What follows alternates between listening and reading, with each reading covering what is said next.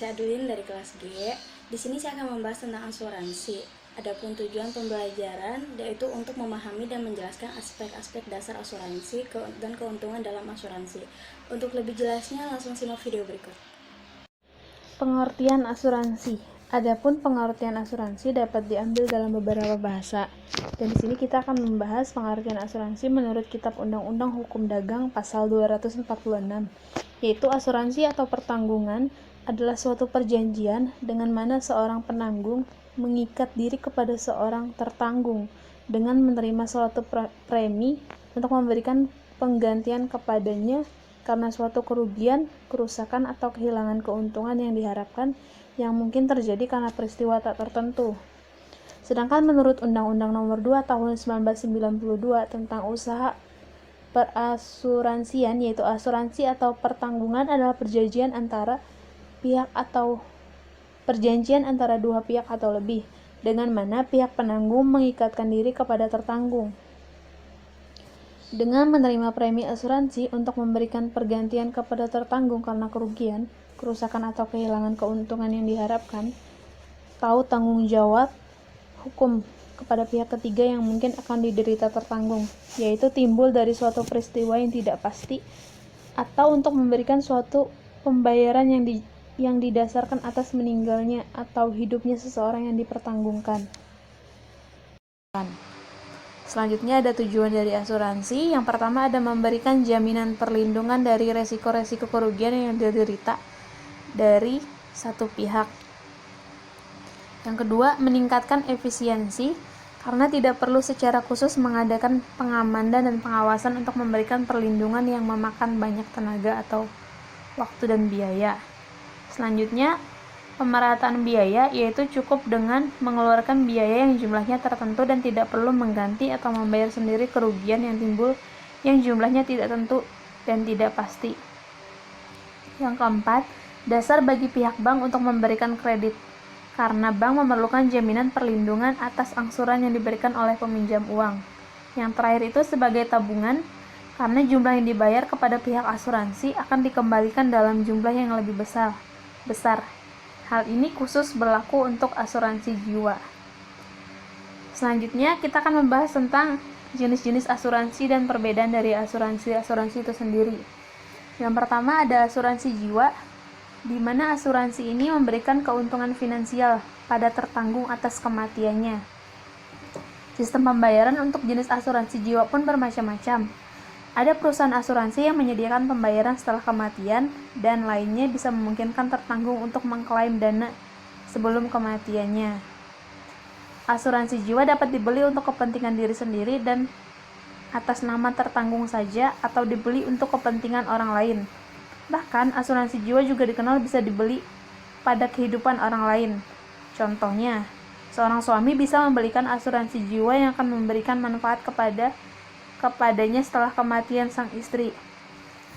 Yang kedua itu ada asuransi kesehatan, di mana asuransi ini merupakan produk asuransi yang menangani masalah kesehatan tertanggung karena suatu penyakit serta menanggung biaya proses perawatan. Umumnya, penyebab sakit tertanggung yang biasanya dapat ditanggung oleh perusahaan asuransi seperti cedera, cacat, sakit hingga kematian atau kecelakaan. Asuransi ini juga bisa dibeli untuk kepentingan tertanggung saja atau kepentingan orang lain.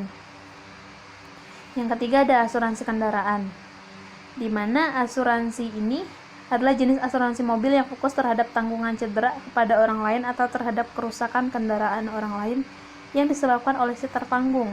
Asuransi ini juga bisa untuk membayar kehilangan atau kerusakan kendaraan bermotor tertanggung. Selanjutnya ada asuransi kepemilikan rumah dan properti. Sebagai aset yang dinilai cukup berharga, biasanya para pemilik rumah akan melindungi diri dan aset miliknya yang bisa berupa rumah atau properti pribadi dengan asuransi kepemilikan rumah dan properti. Asuransi ini memberikan proteksi terhadap kehilangan atau kerusakan yang mungkin terjadi pada barang-barang tertentu milik pribadi tertanggung. Asuransi ini juga melindungi dan memberikan keringanan bila mana rumah atau properti bertanggung lainnya mengalami musibah seperti kebakaran. Yang kelima ada asuransi pendidikan. Asuransi pendidikan ini merupakan alternatif terbaik dan solusi menjamin kehidupan yang lebih baik terutama pada aset pendidikan anak. Biaya premi yang harus dibayarkan per tahun kepada perusahaan asuransi berbeda-beda sesuai dengan tingkat pendidikan yang ingin didapatkan nantinya. Selanjutnya ada asuransi bisnis, di mana asuransi ini merupakan layanan proteksi terhadap kerusakan, kehilangan maupun kerugian dalam jumlah besar yang mungkin terjadi pada bisnis seseorang. Asuransi ini memberikan penggantian atau kerusakan yang diakibatkan oleh kebakaran, ledakan, gempa bumi, petir, banjir, angin ribut, hujan tabrakan, hingga kerusuhan. Perusahaan asuransi biasanya menawarkan berbagai macam manfaat dari asuransi bisnis seperti perlindungan terhadap karyawan sebagai aset bisnis, perlindungan investasi dan bisnis, asuransi jiwa untuk seluruh karyawan, hingga paket perlindungan asuransi kesehatan bagi karyawan.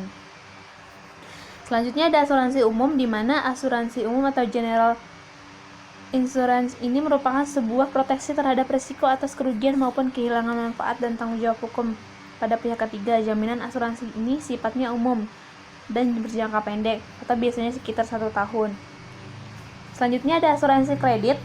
Asuransi kredit merupakan proteksi atas risiko kegagalan debitur untuk melunasi fasilitas kredit atau pinjaman tunai seperti modal kerja, kredit perdagangan, dan lain-lainnya. Kaitannya erat dengan jasa perbankan, terutama di bidang perkreditan. Kredit merupakan pinjaman dalam bentuk uang yang diberikan bank maupun lembaga keuangan selaku pemberian kredit kepada nasabahnya. Asuransi kredit ini bertujuan untuk melindungi bank atau lembaga keuangan lainnya dari kemungkinan tidak memperoleh kembali kredit yang dipinjamkan kepada nasabah dan membantu memberikan pengarahan serta keamanan perkreditan. Pengelolaan asuransi kredit di Indonesia dipercayakan pemerintah kepada PT Asuransi Kredit Indonesia. Yang ke-9 ada asuransi kelautan. Jenis asuransi ini khusus ada di bidang kelautan dan fungsinya memastikan pengangkut serta pemilik kargo. Risiko yang mungkin terjadi sehingga terbentuknya asuransi ini adalah kerusakan kargo, kerusakan kapal, dan melukai penumpang. Asuransi kelautan atau asuransi angkatan laut merupakan pengalihan risiko baik untuk diri maupun bawaan Anda yang menggunakan jasa angkutan laut. Asuransi ini melibatkan penggunaan jasa perkapalan dalam mengirimkan barang. Beberapa faktor yang mempengaruhi premi asuransi angkatan laut adalah barang yang diasuransikan, pengepakan barang, risiko yang diasuransikan, pengangkutan, dan perjalanan. Dan yang terakhir ada asuransi perjalanan. Secara keseluruhan, fungsi asuransi perjalanan tak jauh beda dengan fungsi asuransi biasa, seperti salah satu bentuk proteksi kepada nasabah dalam jangka waktu pendek, yaitu selama membeli premi melakukan perjalanan hingga kembali pulang. Manfaat dan perlindungan yang akan didapat dari memiliki asuransi perjalanan antara lain mendapatkan proteksi dan penanggungan biaya yang kecelakaan menimpa pembeli premi, santunan kecelakaan pribadi, tanggungan biaya pengobatan darurat, pemulangan jenazah, evaluasi medis, hingga proteksi terhadap barang-barang bawaan yang memiliki risiko hilang atau rusak.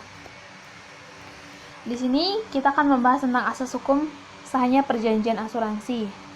Profesor Subekti tidak membedakan pengertian perjanjian dengan persetujuan yang dalam bahasa Belanda lebih dikenal dengan overeenkomst. Menurut beliau, perjanjian dalam persetujuan sama-sama mempunyai pengertian bahwa kedua belah pihak sama-sama setuju untuk melakukan sesuatu yang telah disepakati bersama. Dalam pembentukan undang-undang dalam pasal 1313, KUHP Perdata mencoba memberikan suatu definisi mengenai perjanjian dengan mengatakan bahwa suatu persetujuan adalah perbuatan dengan mana orang lain atau lebih mengikatkan diri terhadap orang lain atau lebih. Sebagaimana halnya dengan perjanjian pada umumnya, perjanjian asuransi tunduk pada 4 asas penting bagi sahnya suatu perjanjian menurut KUHP Perdata, yaitu asas kebebasan berkontrak, asas konsensualisme, asas paskasan servanda, asas itikat baik, dan dilengkapi dengan asas kepribadian.